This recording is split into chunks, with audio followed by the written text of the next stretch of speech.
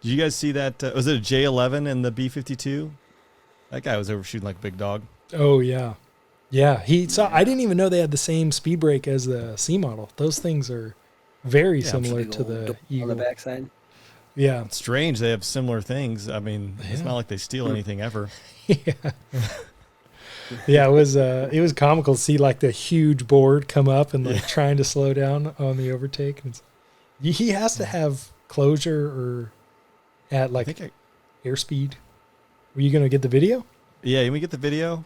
Yeah. I mean, this is gonna be, all right. This is what could go wrong here? That's right. All right, we got to give feedback on his rejoin. That's right. All right, so I'm gonna share. This is what we should do every bro chat. Just pull up some random video of somebody flying and just make fun of them. It'd be great. So let's see.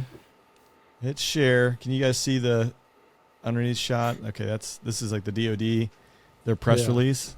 Oh wait, no, this is the guy just chilling. So I'm about to find another one. But while we do this, you can see the guy just hanging out on his wing while I find the it was B-52, right? It was last week. I mean, that's not a B-52 right there though. No, this is a P3. They got props on the old B-52. Yeah, okay. Yeah, that's the bear. This is the one that got released. They did all these flares popping off. Did you guys see all these? I'm sure you did. No. These are I haven't seen all these. Oh yeah, they released a ton of photos because it's all like just hanging out on the wing. I'm guessing that's a P8. Oh, yeah. Look at that. He's not very stable over there. Yeah, I know. Exactly. It's like clear air, dude. Like he's probably reaching for his Polaroid camera. Yeah, right. Yeah. Yeah. Oh, that was loud. That's some audio. Yeah. Look at that. While you guys are viewing this, I'm trying to pull up the B-52 one. Yeah, you can see. So everybody looking at are so massive. Huge. It's hard to tell. 48-foot wingspan, right? Yeah, they're just enormous. Like a Viper next to that just looks just tiny. Well, that was the other day. I was flying a C model, which is smaller than that plane. And you put like a couple C models on the wing of a 135, and you're like, 35 is not that big. Like the 135, rather. Yeah. Like the KC-135 tanker is not that much larger than a C model. All right, here we go. This is the unprofessional intercept of the U.S. B-52. Unprofessional. DVIDs. Some strong language there. Really send the message. Yeah. Right? A lot of, all right. I'm just really proud to be able to pull this up, so. Yeah. Look at that. Technology. Look at that speed brake. It's C model-esque.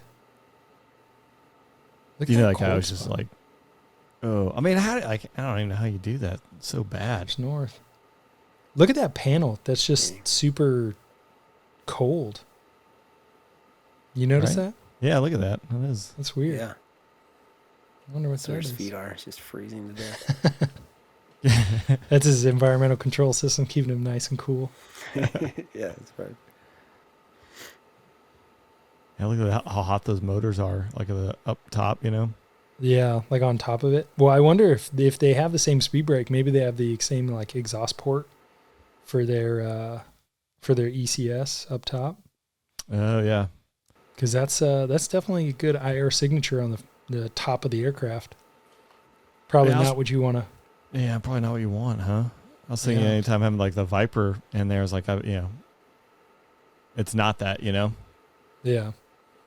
Yeah, and that's heat matters when you're shooting advanced IR missiles. All right, we're going to watch this again because it took me all this time to pull it up, but just look at this clown.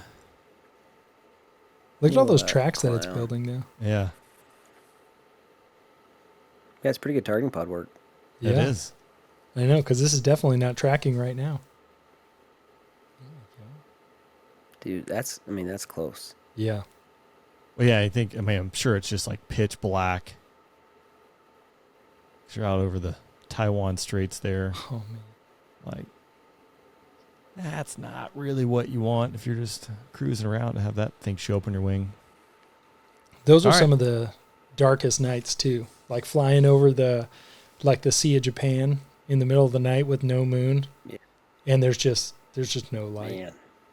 No light. On the wing of a tanker, and you're like, I don't see a thing. I see 3 lights in space, and I'm like 50 feet from the tanker.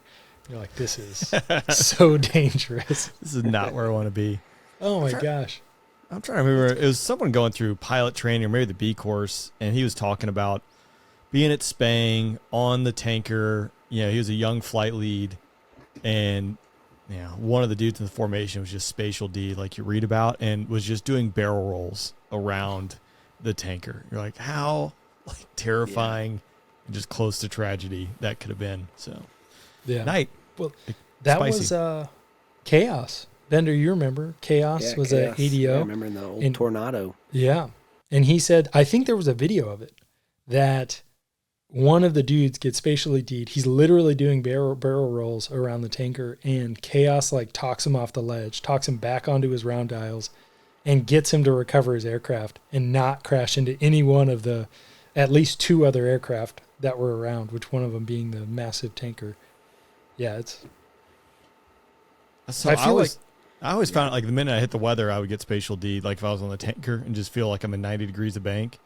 But then you're just fighting. Or if you're kind of in the soup where there's clouds, but you're hanging out on the wing. I mean, by the time I got more and more experience, realized I feel like I'm in a right-hand turn and bank, but in reality, I'm just floating higher and higher on the tanker and had to force myself down low. But that's miserable.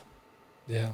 Well, I feel like the Milk Bowl is the worst, where you almost feel like you can see far, but you don't know, and there's no horizon, or false horizons.